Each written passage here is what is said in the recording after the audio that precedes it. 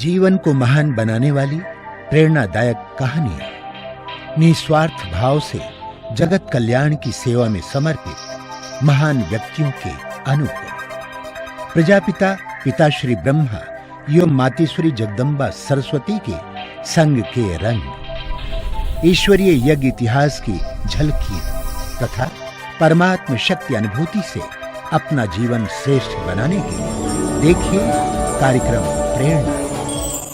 दीपक देता है रोशनी फैलाने की प्रेरणा, फलदायी वृक्ष देता है देने की प्रेरणा, मधुबन देता है महकते रहने की प्रेरणा, महान व्यक्ति देते हैं जीवन जीने की प्रेरणा। आओ प्रेरणा से दें हम सभी को प्रेरणा।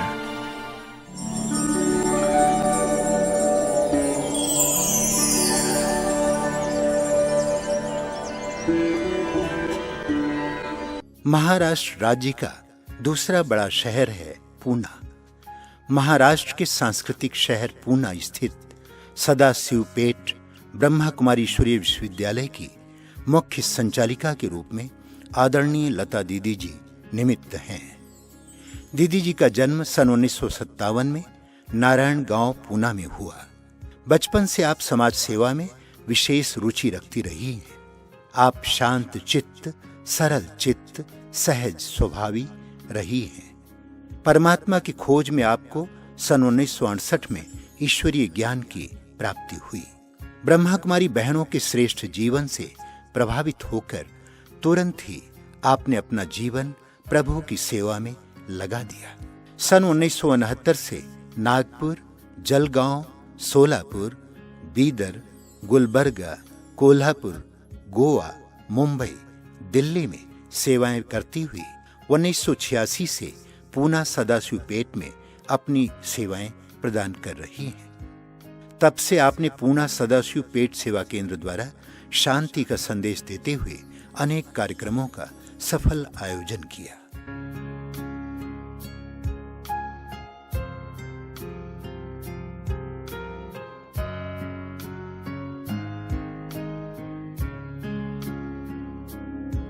वर्तमान समय दीदी जी के नेतृत्व में एक सेवा केंद्र एवं 5 गीता पाठशालाओं में 500 से भी अधिक ब्रह्मा कुमार एवं कुमारियां नियमित राजयोग का अभ्यास करते हुए प्रभु पालना का आनंद ले रहे हैं।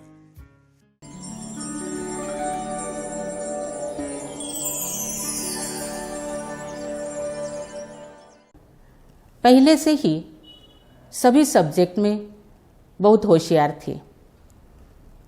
कई सब्जेक्ट्स में तो 100 में से 100 मार्क्स भी मिलते थे और मेमोरी इतनी स्मार्ट थी कि मैं जो पढ़ती थी या जो क्लास में सुनती थी वो पूरा की पूरा मेरे बुद्धि में फिट हो जाता था। मुझे खास करके ऐसे पढ़ाई पढ़ने की जरूरत कभी नहीं पड़ी। और ऐसे करते करते 7वीं में जब मैं 7वीं चल रही थी, उसी समय दिवाली के दिन थे। लौकिक भाई, श्यामकांत भाई मधुबन प्यारे बाबा से मिलने के लिए ग्रुप के साथ जा रहे थे। तो मैंने उनसे पूछा कि आप मेरे लिए भी लौकिक पिताजी से, चाचा जी से छुट्टी ले लो। तो उन्होंने कहा कि नहीं, आप ले लो, आपको चलना है आप ले लो। मैंने कहा ठीक है। मैंने उनसे पूछा तो उन्होंने मुझे कड़क करके जवाब दिया कि यदि वहाँ जाएंगी तो वापस हमारे घर आना नहीं। तो मैं तो छोटी थी, क्या करती, फिर चुप हो गई। लेकिन उसी समय मैंने दिल के अंदर ये पक्का कर लिया कि आज तो मैंने आपसे पूछ लिया, वहाँ जाने के लिए आपने ना कर दिया, परंतु मेरे जीवन में एक दिन ऐसा आएगा कि मैं आपको बिना पूछे ही सेंटर पर चली जाऊंगी। ये अंदर से जैसे उनका विरोध होने के कारण अंदर से वो बीज इतना गहरा लग गया था और दृढ़ होता रहा। बाद में उनको धीरे धीरे मालूम पड़ा। 7वीं के जब एग्ज़ाम हुए और एनुअल एग्ज़ाम का रिजल्ट लगा, वैसे फर्स्ट क्लास तो आई ही थी, लेकिन थोड़े से मार्क्स कम थे। तो उनको कहीं ना कहीं से पता चला कि वह ब्रह्मा कुमारी के पास जाती है। तो उन्होंने फिर मुझे मना कर दिया। मुझे कहा कि यदि वहाँ जाएंगी तो तुम्हारी टांग तोड़ देंगे। मैं डर गई। फिर मैंने छोड़ दिया जाना, पढ़ाई पढ़ती रही, लेकिन अंदर तो था कि मुझे तो बनना ही ब्रह्मा कुमारी है। घर वाले वैसे बहुत अच्छे थे, क्योंकि मेरे जो संस्कार थे, जो अपने शिव बाबा के नियम हैं, मर्यादाएं हैं, तो उस अनुसार ही संस्कार रहे। घर वालों ने भी ऐसे ही स्वभाव संस्कार बना दिया था, जैसे कि किसी के घर का खाना नहीं, होटल का खाना नहीं, किसी के नए भी कपड़े हो तो भी पहनना नहीं, किसी बच्चों के साथ मना सखियों के साथ फालतू गपशप लगाना नहीं, इधर उधर घूमना फिरना नहीं। तो यह स्ट्रिक्ट वातावरण था। तो मुझे तो बहुत अच्छा लगता था, और जब बाबा के पास आई तो यही नियम यहाँ थे। तो मुझे बहुत अच्छा लगा, जैसे कि वह सारा वातावरण मेरे लिए अनुरूप था।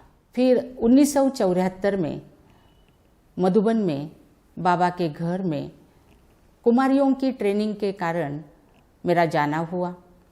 तभी हमारी ट्रेनिंग वह जानकी दादी जी थे, उन्होंने कराई थी। बहुत अच्छा लगता था उस समय। बाबा के घर में कदम रखा, बहुत खुशी, जैसे कि पैर धरती पर है ही नहीं। और 15 दिन की ट्रेनिंग उस समय होती थी।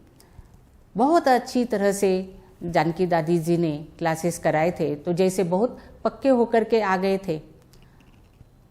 और उसके बाद जब 1975 में बाबा से मिलने का जब हमें सौभाग्य प्राप्त हुआ, तो जाते समय तो यही दिल के अंदर गीत गा रहा था दिल कि आज का समय कितना सुंदर, आज का दिवस महान, शिव बाबा से मिलने लिखनी ब्रह्मा की संतान।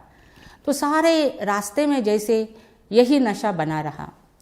फिर जब मधुबन में हम पहुँचे तो उस समय बाबा का जो अभी कमरा है वहाँ पर आए हुए थे। उस समय वह जाली लगाई हुई थी, ऐसे आजकल जैसे वैसे नहीं था।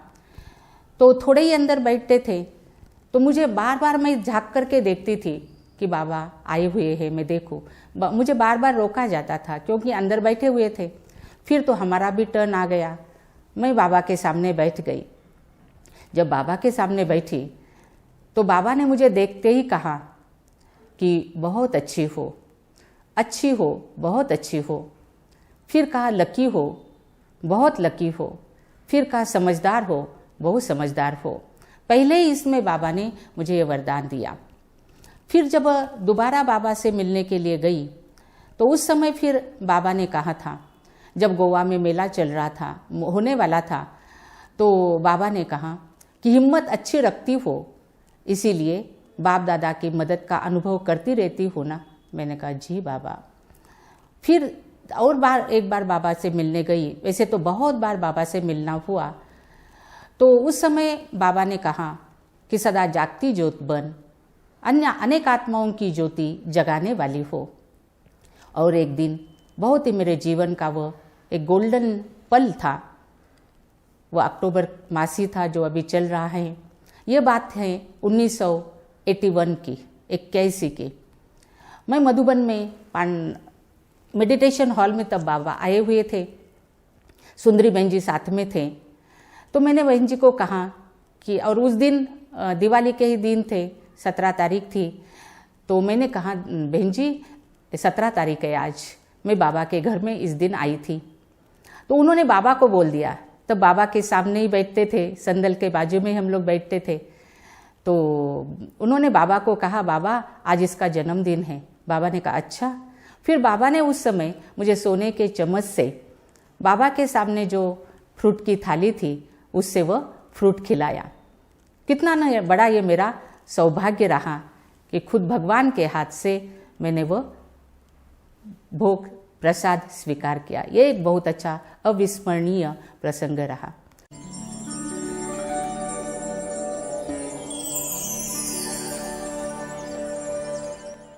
मंचर हैं, वहाँ पर कॉलेज है, तो वहाँ पर सिर्फ आर्ट्स और कॉमर्स का था। साइंस का कॉलेज अभी तक चालू नहीं हुआ था, लेकिन मैंने जिद की कि मैं जाऊंगी तो साइंस में ही जाऊंगी, बाकी मुझे आर्ट में भी नहीं जाना है और कॉमर्स में भी नहीं जाना है, नहीं तो मुझे पढ़ना ही नहीं है। उन्होंने कहा ठीक है। फिर ऐसे करके, और वो तो पूना में ही कॉलेज था, तो मैं फिर गांव से पिताजी के साथ पूना में आई। पूना में आई तो फिर पहले मुझे 1 मास मीरा सोसाइटी में सुंदरी बहन जी रहते थे, आदरणीय दादी जानकी जी रहते थे, और भी बहनें रहती थी, जयंती बहन जी रहती थी। तो उस समय फिर 1 मास मुझे कॉलेज पढ़ते समय रहने का बहुत अच्छा चांस मिला। और उस समय मैंने वो ऑब्जर्व किया कि देखो अलग अलग जाति वाली बहनें हैं, अलग अलग राज्य की बहनें हैं, फिर भी कितना प्यार से रहती हैं और कितना इनके अंदर आपसी व्यवहार अच्छा है। और फिर जयंती बहन को भी देख करके मुझे ये लगा, क्योंकि मैंने सुना था कि जयंती बहन भी डॉक्टर बनने वाली थी, वो भी माँ बाप की अकेली लड़की थी, तो मैं अपने साथ भी वही कंपैरिजन करती थी कि मैं भी तो अकेली लड़की हूँ अपने माँ बाप की, मैं भी तो कॉलेज में मना डॉक्टर बनना चाहती हूँ, जब वो ऐसा बन सकती है तो मैं क्यों नहीं बन सकती हूँ। तो मेरे अंदर मैंने वो पक्का कर लिया। उसके बाद फिर हमने पूना में ही कॉलेज में एडमिशन लिया, MES गरवारे कॉलेज में, साइंस साइड। और उसके बाद फिर एक दिन की बात है कि दशहरा का दिन था और छुट्टी थी कॉलेज को, तो मैं मीरा सोसाइटी सेंटर पर चली गई। बाद में तो मतलब 1 मास के बाद हम घर में गए और फिर दशहरे के दिन सेंटर पर चली गई। तो उस दिन फिर श्यामकांत भाई ने दादी को परिचय कराया कि दादी ये मेरी छोटी बहन है, इसका नाम लता है। दादी ने देखते ही तुरंत कह दिया, पूछा मुझे, लता तुम ब्रह्मा कुमारी बनेंगी? मेरे अंदर तो पहले से ही बचपन में था ही। मैंने कहा दादी जरूर बनूंगी, इतना दिल से दादी को कहा और सचमुच प्यार से दिल से कहा। तो दादी ने वो बात बुद्धि में रखी। उसके बाद तो कॉलेज के पेपर शुरू हो गए। फिर दिवाली के दिन आ गए। कॉलेज के पेपर पूरे होने के बाद दिवाली की छुट्टियां लगी। पहले दिन ही बस पेपर पूरे हो गए थे और जैसे इन एडवांस मुझे कुछ मालूम हो, इस प्रकार से सारी किताबें आदि मैंने बांध करके रख दी थी और अपने कपड़े आदि भी धुलाई करके प्रेस करके एक बैग में रख दिए थे। तो उस दिन भी गुरुवार ही था, लेकिन मैं उस दिन सेंटर पर नहीं आई थी क्योंकि काफ़ी दूर रहते थे, रामवाड़ी जो चंदन नगर की तरफ है। तो उस दिन श्यामकांत भाई, नारायणगांव के दशरथ भाई ये सेंटर पर थे और दादी भी थी। तो एक्चुअल उस समय दूसरी एक कन्या थी, उसका सेंटर पर रखने का प्रोग्राम बन गया था। दादी ने सारा उसका तैयार किया था, लेकिन उसने क्या किया, उसने कहा कि दादी मैं पिताजी से छुट्टी लेकर के आती हूँ। वो पिताजी से छुट्टी लेने के लिए गई और फिर उसको रोना आ गया। उसने दादी को कहा कि दादी मैं नहीं जाना चाहती हूँ पिताजी को छोड़ करके। और उसी समय फिर दादी जी ने श्यामकांत भाई, दशरथ भाई से पूछा कि देखो लता ने बोला था कि मैं जरूर ब्रह्मा कुमारी बनूंगी, तो अभी हम ट्राई करते हैं, पूछो वो जाएंगी क्या। और जाना था नागपुर, जबकि नारायणगांव छोड़ करके मैं कहीं पर भी दूसरे गांव में भी नहीं गई थी। नारायणगांव और पूना बस, और मुझे कुछ भी पता नहीं था। और इन्होंने कहा ठीक है। फिर श्यामकांत भाई वहाँ पर आए। उन्होंने मुझे पूछा कि नागपुर जाएंगी? मैंने कहा हाँ जरूर जाऊंगी। बोला अकेली को जाना है? मैंने कहा हाँ जरूर जाऊंगी। बोला अभी जाना है? मैंने कहा मैं तैयार हूँ। बोला चलो। तो मैंने उठाई बैग और चल पड़ी। बस 1 सेकंड के अंदर जैसे पक्का कर लिया और अपनी बैग तो तैयार करके रखी थी, वो उठाई और चल पड़ी स्टेशन पर। तो पुष्पा रानी दीदी जो थी उनके साथ, नागपुर के पुष्पा रानी दीदी जो थे उनके साथ फिर मैं नागपुर चली गई। जब मैंने ट्रेन में कदम रखा तो उसी समय फिर मैंने मन ही मन में कहा कि अभी मैं तो फिर से इस पुरानी दुनिया में कभी भी नहीं आऊँगी। और मैं चली गई।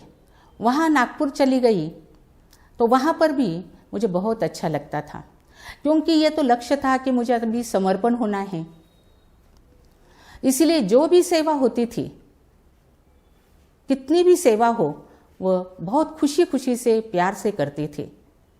हालांकि मैंने कभी बचपन में लौकिक जीवन में भोजन के बाद अपनी थाली भी नहीं उठाई थी, लेकिन वहाँ पर सब सेवाएं करती थी, क्योंकि अंदर था कि मुझे समर्पण होना है, बाबा के घर में ही रहना है। उसके बाद वहाँ पर जब मैं ज्ञान में आई तो ब्रह्मा बाबा को देख करके बहुत अपार खुशी हुई। जब सेंटर पर 1973 में अक्टूबर मास में नागपुर में गई, दादी के कहने अनुसार, आदेश अनुसार, तो उस समय मेरे ऊपर मम्मा का बहुत प्रभाव था। मैं सोचती थी कि मैं बनूंगी तो मम्मा जैसे बनूंगी। मम्मा के अंदर जो गंभीरता का गुण था या ज्ञान सुनाने का जो उनका तरीका था, वो मुझे बहुत अच्छा लगता था। तो उस समय भी कर्मणा सेवा तो बहुत करते थे।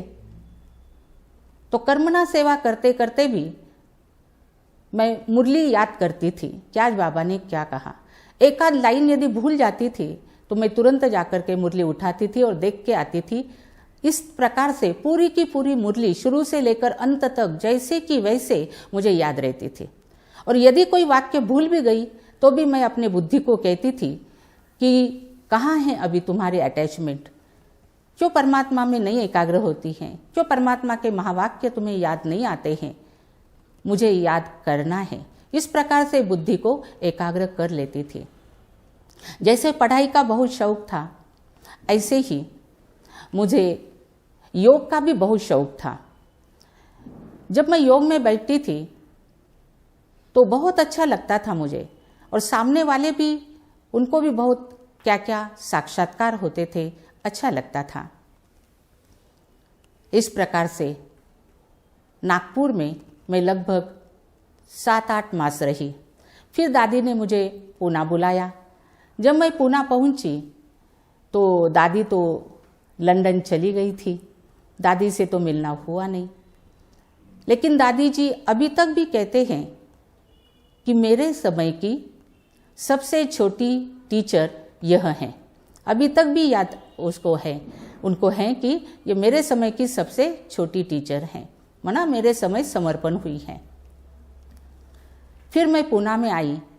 पूना में आने के बाद मेरा सोसाइटी में सुंदरी बहन जी रहते थे, तो वह फिर मुझे बहुत बाहर सेवा का चांस देते रहते थे, भाषण करने के लिए भेजते थे। तो उसके कारण भी कई जगह पर जाना हुआ। और अपने जहाँ पर अभी वर्तमान समय जिस सेंटर पर मैं हूँ, सदाशिव पेट में, तो वहाँ पर भी एक दिन मुझे बहुत अच्छा अनुभव हुआ। सवेरे 2 बजे मैं उठी हुई थी। अपने बेडरूम में ही एक बाबा का फोटो लगा हुआ है, और बाबा के फोटो को देखते हुए मैं बहुत प्यार से, जैसे एक सजनी अपने साजन के साथ बात करती है, इतना प्यार से बहुत बाबा को याद कर रही थी, रूह रियान कर रही थी। और ऐसे प्यार में मगन हो गई थी। इतने में क्या देखा कि बाबा का जो फोटो है वो वहाँ से अदृश्य हो गया और खुला आसमान दिखाई देने लगा। जैसे वो कमरे की दीवारें या कोई चीज़ भी मुझे नज़र नहीं आई, और मैं एकदम जैसे पल में उड़ गई। तो वह भी अनुभव बहुत सुंदर, मुझे बहुत अच्छा लगा, बहुत हल्कापन अनुभव किया। ऐसे मुझे हमेशा यह भी एक बात लगती थी कि मैं भी अंतवाक शरीर द्वारा सेवा करूं। ये सूक्ष्म संकल्प था। बुद्धि में तो और कुछ बातें होती नहीं थी, तो ये संकल्प होता था कि सूक्ष्म शरीर द्वारा भी मैं सेवा करूं। तो यह मैं नींद में करती थी, लेकिन वह समय भी ऐसा होता था 2-2:30 बजे का ही होता था। पहले पहले मुझे क्या होता था कि जब मैं रात को सोने के लिए बेड पर लेटती थी, उसी समय एकदम शरीर से डिटैच हो जाती थी, एक तुरंत कुछ संकल्प किए बिना ही, और दूर दूर दूर दूर ऐसे चली जा रही ऐसे लगता था।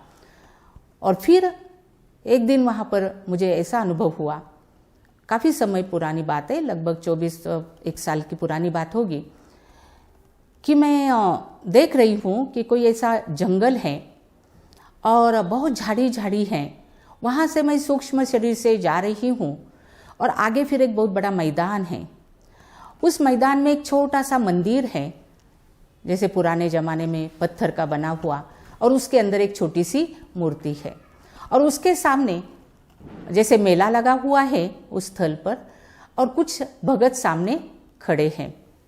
तो मैंने देखा कि उस मंदिर के अंदर उस सूक्ष्म शरीर से ही जैसे ऐसे जाकर के पीछे से वह अंदर मंदिर में चली गई और मैं एकदम खड़ी हो गई। तो मैंने जब ये बात अपनी आदरणीय ब्रज शांता दादी जी उनसे कही, तो दादी ये मुझे क्या ऐसा अनुभव हुआ? तो दादी ने कहा कि लता, बाबा को आपसे किसी भक्त को साक्षात्कार कराना था, इसीलिए आपको यह अनुभव कराया। एक तो मुझे अच्छा गुण ये लगता था, अंतर्मुखता। मुझे ज़्यादा व्यर्थ की बातें करना बिल्कुल भी पसंद नहीं है। यदि कोई करता है तो उसको मैं बाबा के महावाक्य याद दिलाती हूँ कि आज बाबा ने क्या कहा, तो जिससे वह व्यर्थ की बातें उनकी भी बंद हो जाती है, बोलना बंद हो जाता है और हमारा भी समय बच जाता है। दूसरा, मुझे गंभीरता, ये गुण बहुत अच्छा लगता है। मैं ये सोचती हूँ कि जब कोई विश्वास के साथ अपनी कमी पेशी मुझे बता देता है तो मुझे उसको अंदर समा लेना है। यदि उसको मेरे बाबा की दी हुई बात पसंद आती है तो बता दो, बाकी उसकी कमी कमजोरी और जगह फैलाना मुझे बिल्कुल भी पसंद नहीं है। तो गंभीरता का एक गुण, वो भी मुझे बहुत अच्छा लगता है। दूसरा, सहनशीलता। कितनी न तो बातें आती रहती हैं, लेकिन मैं हमेशा बुद्धि में यही रखती हूँ बाबा के महावाक्य कि बच्चे, जो सहन करता है वह भविष्य में शहंशाह बन जाता है। मूर्ति बनने के लिए तो छिन्नी और हथौड़ी के घाव तो सहन करने ही पड़ते हैं। देवता बनना है तो हमको सहन करना ही है। और फिर दूसरी एक शांति, मुझे बहुत अच्छा लगता है जहाँ पिन ड्रॉप साइलेंट हो, तो वहाँ पर बैठ कर के तपस्या करना बहुत खुश होती हूँ मैं। अच्छे अच्छे अनुभव, ऐसे स्थान की जहाँ पर मेरे संकल्प को भी कोई ब्रेक ना कर सके, तो वो भी एक मुझे बहुत अच्छा गुण लगता है। समय की समीपता को देख करके यही संकल्प चलता है कि जो भी समय हमको अभी मिला है, तो जो भी थोड़ी बहुत कमी कमजोरी हमारे अंदर हैं उसको पूरा समाप्त करें और ज़्यादा से ज़्यादा अशरीरी भोग का या अशरीरी स्थिति का अनुभव करती रहूं, ताकि अंत के समय, शरीर छोड़ते समय बिना कोई तकलीफ बाबा कहाँ और बाबा के पास पहुंच जाए।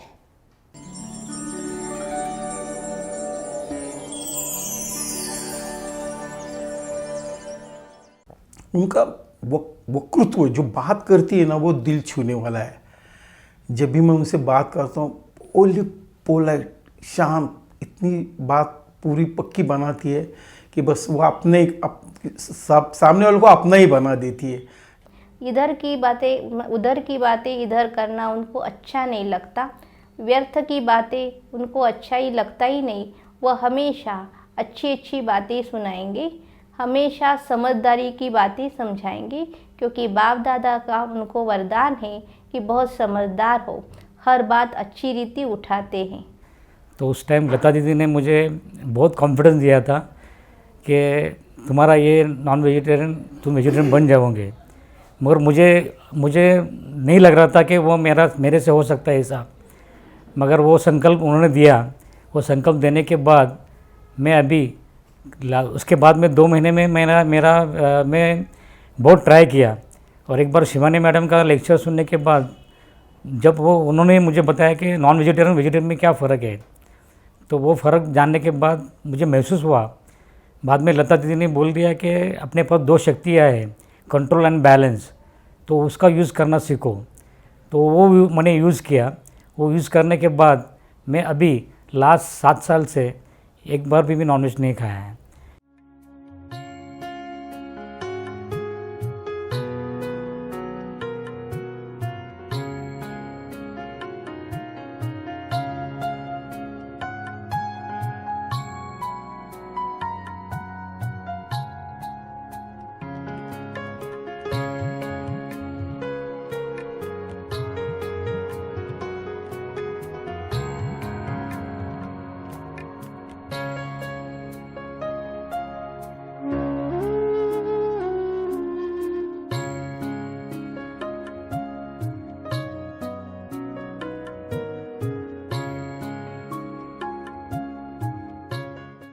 रोज़ सुबह मुरली उनसे सुनना ये हमारे लिए एक बहुत ही बड़ी बात होती है।